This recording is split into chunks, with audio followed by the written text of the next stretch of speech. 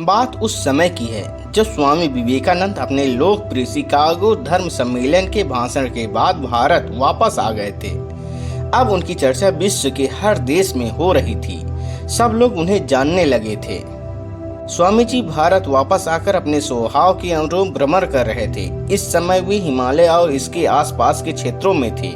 एक दिन वो घूमते घूमते एक नदी के किनारे आ गए। वहां उन्होंने देखा कि एक नाव है, पर वह किनारा छोड़ चुकी है। तब वे नाव के वापस आने के इंतजार में वहीं किनारे पर बैठ गए। एक साधु वहां से गुजर रहा था। साधु ने स्वामी जी को वहां अकेला बैठा देखा तो वह स्वामी जी के पास गया और उनसे पूछा, तुम यहाँ क्यों बैठे हो? स्वामी जी ने जवाब दिया, मैं यहाँ नाव का इंतजार कर रहा हूँ। साधु ने फिर पूछा, तुम्हारा नाम क्या है?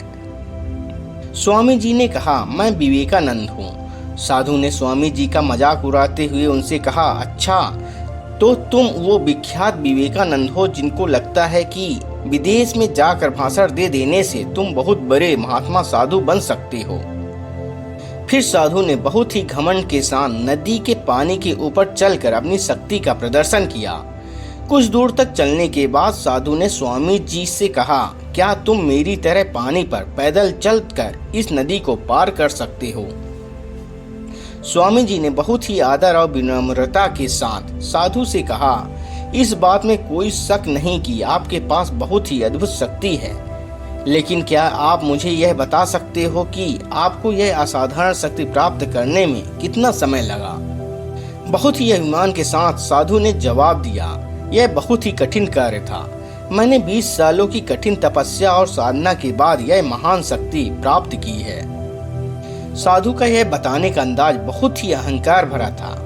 यह देखकर स्वामी जी बहुत ही शांत स्वर में बोले, आपने अपनी जिंदगी के 20 साल ऐसी विद्या को सीखने में बर्बाद कर दिए जो काम एक नाव 5 मिनट में कर सकती है। आप ये 20 साल निर्धन बेसहारा गरीबों की सेवा में लगा सकते थे या अपने ज्ञान और शक्ति का प्रयोग देश और देशवासियों की प्रगति में लगा सकते थे, परंतु आपने अपने 20 साल सिर्फ 5 मिनट बचाने के लिए व्यर्थ कर दिए। ये कोई बुद्धिमानी नहीं है। साधु सिर झुकाए खड़े रह गए और स्वामी जी नाव में बैठकर नदी के दूसरे किनारे चले गए। इस प्रकार इस कहानी ने हमें बताया कि ज्ञान और शक्ति का सही प्रयोग आवश्यक है। किसी शक्ति को प्राप्त करके यदि हम उस पर घमंड करते हैं तो यह मूर्खता है। शक्ति का सही जगह पर सही इस्तेमाल करना ही वास्तविकता में बुद्धिमानी है। ऐसी ही कहानियां सुनने के लिए मेरे चैनल को सब्सक्राइब करें, वीडियो को लाइक करें और दोस्तों में शेयर करें, ताकि जब भी मैं YouTube में ऐसी कहानियां अपलोड करूं तो उसका नोटिफिकेशन आपको मिलता रहे। शेष जय हिंद।